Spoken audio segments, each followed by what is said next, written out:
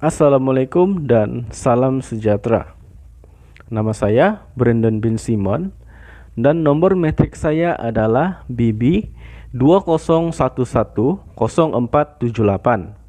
Baik, pada hari ini saya akan membentangkan suatu tajuk, yaitu bincangkan 4 titik faktor luaran yang mempengaruhi prestasi organisasi dan cara mengatasinya. Faktor luaran merujuk kepada faktor yang boleh memberi peluang ataupun dikenali sebagai opportunity dan ancaman ataupun dikenali sebagai threats kepada sesebuah syarikat. Di sini terdapat 4 titik faktor luaran yang mempengaruhi prestasi organisasi dan cara mengatasinya, yaitu dari segi ekologi, teknologi, ekologi, dan undang-undang. Baik, bagi faktor yang pertama ialah dari segi ekonomi, di mana seperti yang kita tahu ia adalah berkaitan dengan pendapatan yang mempengaruhi kuasa beli dan gaya perbelanjaan pengguna terhadap barang ataupun perkhidmatan. Hal ini terjadi apabila pendapatan meningkat, kuasa beli juga turut akan cenderung meningkat. Contohnya, apabila pendapatan sesebuah syarikat begitu tinggi, maka barangan dan perkhidmatan yang dibeli untuk dimiliki akan semakin besar dan banyak. Jadi, jelaslah pendapatan yang tinggi ini dapat memberi kesan kepada kuasa beli dalam perniagaan, sama ada dalam bentuk barangan ataupun perkhidmatan. Pada hal ini, cara yang terbaik untuk mengatasi masalah ini adalah mengurangkan perbelanjaan dengan membeli barangan dan perkhidmatan yang perlu sahaja untuk keperluan syarikat dan membuat senarai barangan yang hendak dibeli untuk kegunaan syarikat. Secara terperinci, syarikat boleh membuat perbelanjaan sebelum bertindak untuk membuat perbelanjaan. Oleh itu, hal ini akan menyebabkan perbelanjaan dapat dikawal dengan bijak dan dapat mengurangkan perbelanjaan syarikat. Belanjawan juga dapat membantu syarikat untuk menganggar belanjawan yang dibuat dan sentiasa berhati-hati ketika membeli barangan ataupun perkhidmatan. Seterusnya, faktor kedua ialah faktor teknologi. Perubahan teknologi mewujudkan peluang dan pasaran baharu yang lebih banyak kepada usahawan untuk memperkenalkan kepada pelanggan dengan teknologi yang terbaru dan juga membolehkan barang dan perkhidmatan baru ditawarkan kepada pengguna.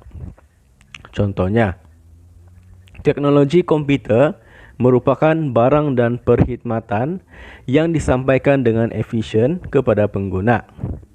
Hal ini dapat dilakukan dengan lebih baik jika syarikat menaik taraf teknologi yang mereka keluarkan untuk membantu para usahawan memperkenalkan barang dan perkhidmatan dengan lebih efisien dan mudah untuk berinteraksi dengan para pelanggan. Yang ketiga adalah berkaitan dengan ekologi, di mana hal ini melibatkan tentang isu alam sekitar yang memberi terutamanya kepada perniagaan yang menggunakan sumber alam.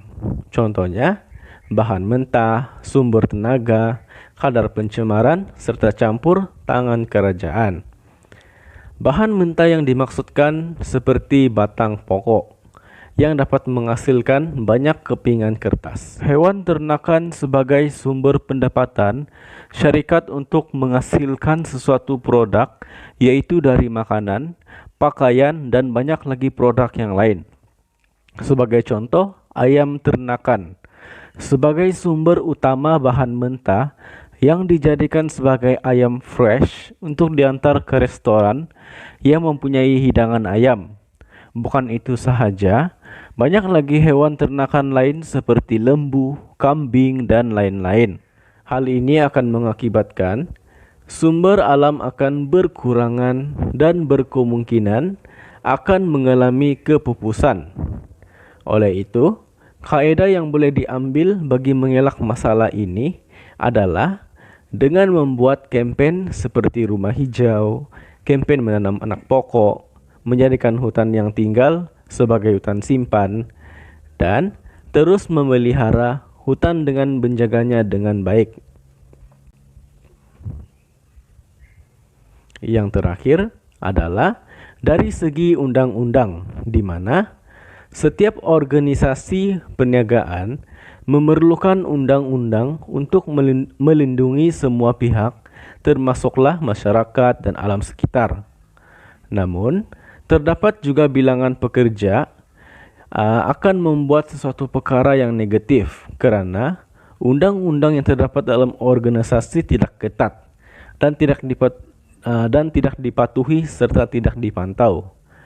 Bagi menyelesaikan masalah ini adalah sesebuah organisasi haruslah sentiasa memantau keadaan organisasi dan memperketatkan lagi undang-undang dalam sesebuah organisasi. Hal ini akan mewujudkan persaingan yang sehat dan melindungi pengguna daripada penyelewengan perniagaan. Kesimpulannya, faktor dari segi ekonomi, teknologi, dan ekologi serta undang-undang merupakan suatu faktor luaran yang dapat mempengaruhi kepada prestasi organisasi, di mana yang boleh memberikan peluang dan ancaman.